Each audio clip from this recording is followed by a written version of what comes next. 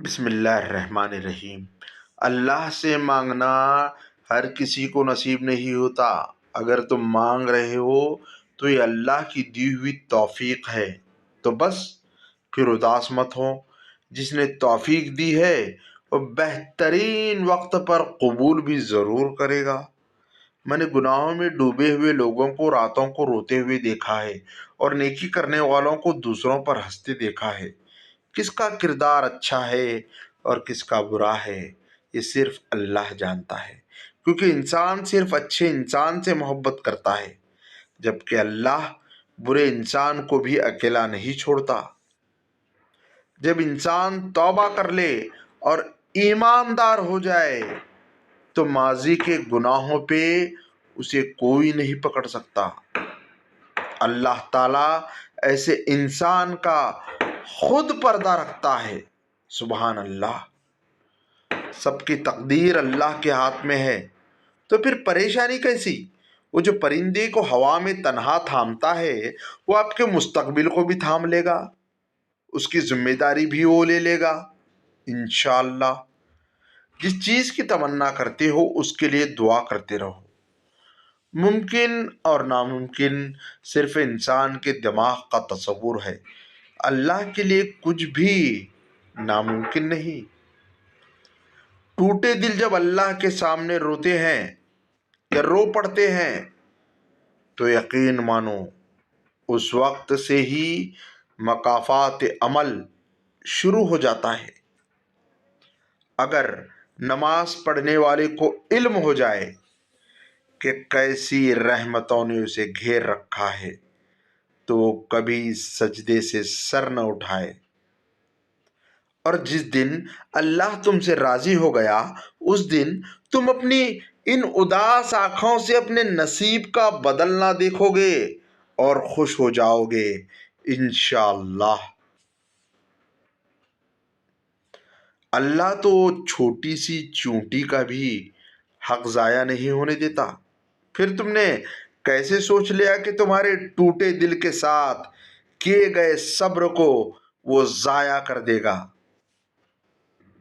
اپنی آزمائشوں میں گھبرائیں نہیں، صبر کریں اور یقین رکھیں اللہ تمہاری زندگی کو اس قدر روشن کرے گا جیسے ہر رات کے بعد صبح کرتا ہے۔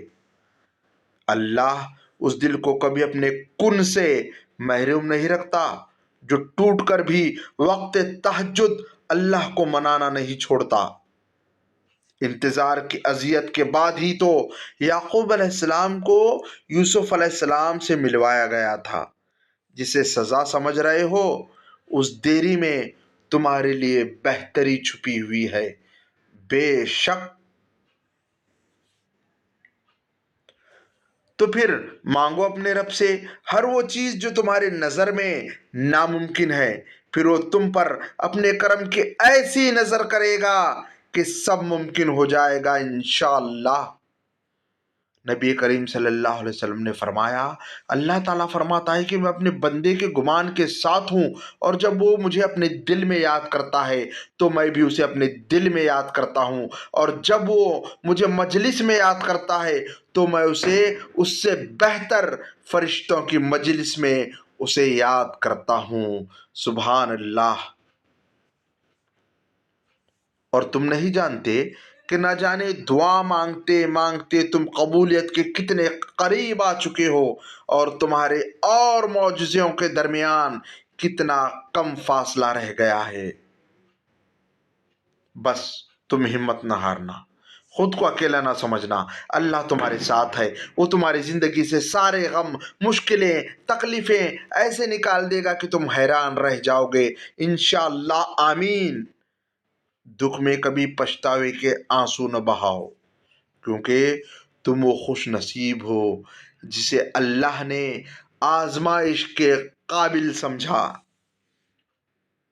اللہ سے مانگنا ہر کسی کو نصیب نہیں ہوتا۔ اگر تم مانگ رہے ہو تو یہ اللہ کی دی ہوئی توفیق ہے، تو بس پھر اداس مت ہو۔ جس نے توفیق دی ہے وہ بہترین وقت پر قبول بھی ضرور کرے گا۔ جب رب راضی ہونے لگتا ہے تو بندے کو اپنے عیبوں کا پتہ چلنا شروع ہو جاتا ہے، اور یہی اس کی رحمت کی پہلی نشانی ہے۔ سبحان اللہ۔ اللہ تو دوست ہوتا ہے، ایسا دوست جس سے دل کی ہر بات کی جاتی ہے، اگر بات بتانے کے الفاظ نہ ہو تو بھی بس چپ چاپ بیٹھ جاؤ، وہ سب سن لیتا ہے۔ آج کل کے دوستوں سے بات کرنے کے لیے وقت نکالنا پڑتا ہے، لیکن وہ واحد ایک ایسا دوست ہے جو ہر وقت ساتھ رہتا ہے۔ تم جہاں بھی رہو مگر اللہ ہمیشہ ساتھ رہے گا۔ جب تم اللہ سے بات کرتے ہو تو وہ پوری توجہ سے تمہاری بات سنتا ہے۔ تو یہ مت سوچو کہ تمہاری دعاؤں کا جواب نہیں آنے والا، وہ ضرور بدلے گا۔ تقدیریں اور آزمائش ختم ہو جائے گی انشاءاللہ۔